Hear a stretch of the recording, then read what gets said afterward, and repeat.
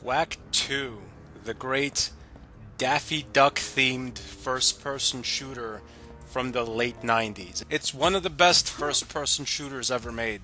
You can't really see Daffy Duck, but sometimes you kind of move like Daffy Duck.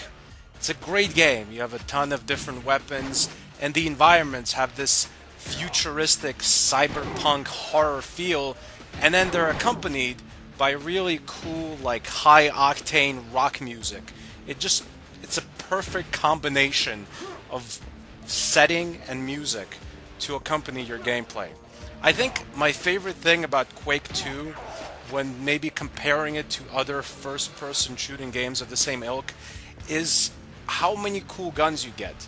And they're guns that are really satisfying to shoot. In some games you don't get that many guns, and in some first person shooters you get a lot of guns, but they're really weird guns, like weird laser type guns. Here the guns stay pretty basic, but they're awesome, like automatic weapons, really powerful super shotguns that explode the enemy, guns that shoot almost like these fire projectiles. They all do different damage, they're all different at different ranges, and of course when you're shooting you can also run around or strafe left and right to avoid enemy attacks. This is really helpful when you're fighting more than one enemy. Like, the game is pretty easy when you're fighting one-on-one, either on easy or on medium, if you're just having a gunfight with one guy in front of you.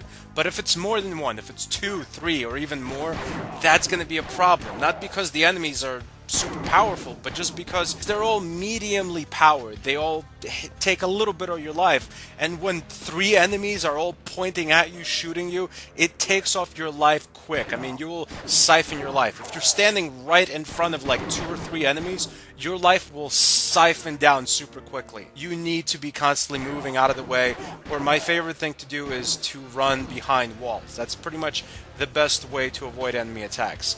You also have to watch out. Some enemies, when they fall, they don't die right away.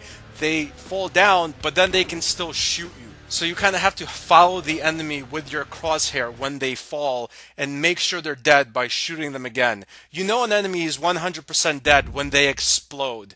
No worries about that. Just make sure every single enemy you shoot explodes from your powerful projectiles. There won't be any problems if every single enemy is made into pulp. I don't know where I would rate Quake 2 in terms of other first-person shooters of the same era. I mean, it's definitely a good game, but there were a lot of other good first-person shooters, like Soldier of Fortune, great game, Medal of Honor, great game, just Half-Life, whatever. I can name a million of them, and they all like play more or less the same. They all kind of look the same. First-person shooting games from this era looked very similar, so it wasn't really that hard to make a really good first-person shooter. You just had to have good graphics, cool enemies, and a lot of cool weapons, and the movement had to be responsive. And also, it didn't hurt when you had really awesome rock music to accompany your gun slaughter. And this game has all of that in droves. It's like, what else would you need in a first-person shooter? This game's story, I mean, it has a story, but I don't even know what it is. I don't really care what it is. Stories don't matter in first-person shooters. And if it has a good story, good, great. I mean, some of the Call of Duty games had decent stories, but even if they didn't, who cares? I don't care. It's like a story in a racing game. It's like nice if there's a good one, but if there's not a good one, I'm not taking points off for that. Who cares? It's not an RPG. One thing I don't like about this game is the jumping is a little bit archaic. Your character doesn't seem to jump very well. But on the other side of that coin, you can play this game if you're really lazy. It seems like your character does everything automatically aside from shooting.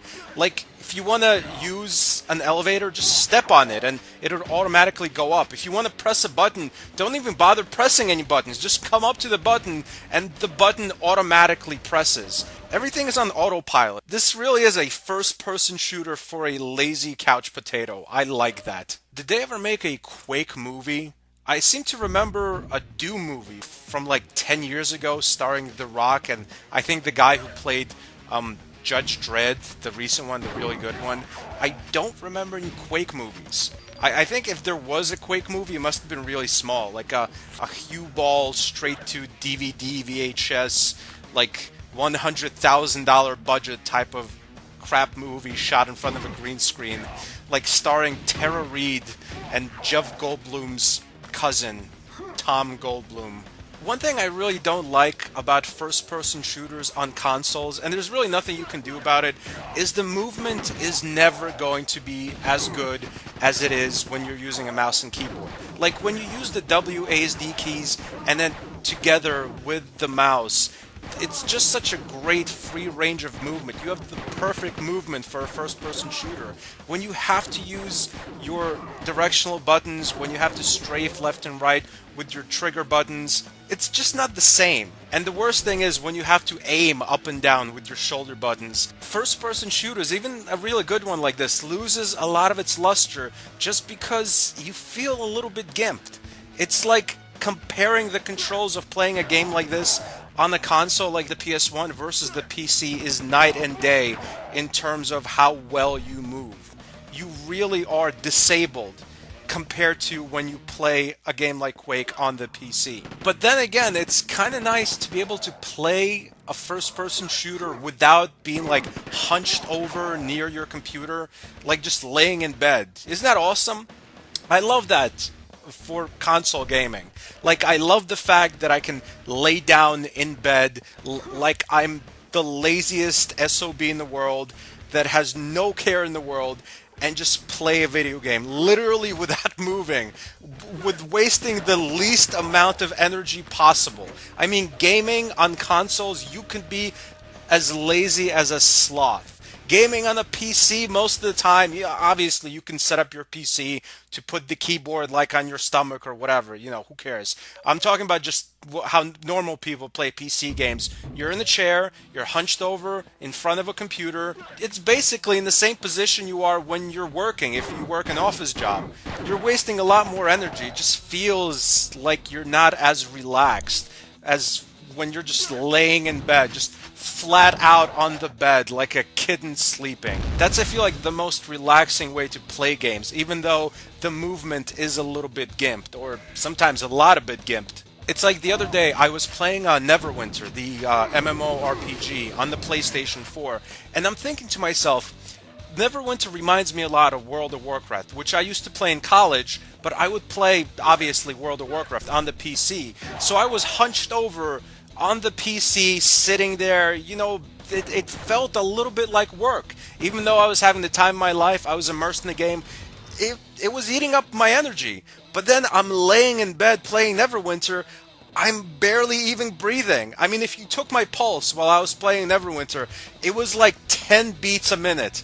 I was literally clinically dead playing Neverwinter because I was playing in bed. So that's awesome. There's definitely good aspects to playing games on the consoles that a lot of people don't even think about. Like, a lot of PC gamers are like, well, the PC is the master race. We have the best graphics. We have the best movement. And that might be the case, but there's a lot of X factors, like being a lazy bastard who can game in bed. Think about it. Think about it. There's a lot of really powerful guns, but my favorite gun isn't really that cool or unique or really as powerful as some of the other guns. It's the automatic rifle. It's not as powerful as like the super powerful shotgun that just explodes the most powerful enemies like you're shooting a rocket at them. But the automatic rifle, it feels like you're shooting a swarm of deadly bees. It's a non-stop barrage of damage. I really like that. It's like if you miss a couple of times, it doesn't even matter. Most of the bullets will hit the enemy. Something like a powerful shotgun, if you miss once, it takes a couple of seconds to reload, to aim at the enemy again. It's a whole big to-do.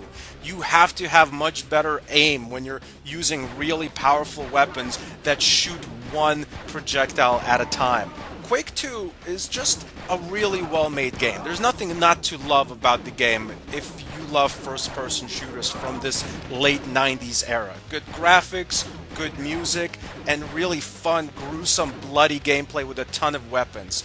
It's just as good as some of the best first-person shooters from the era, or even games that are a little younger than this game. It's as good as games like Medal of Honor and Half-Life. Easily as good as those.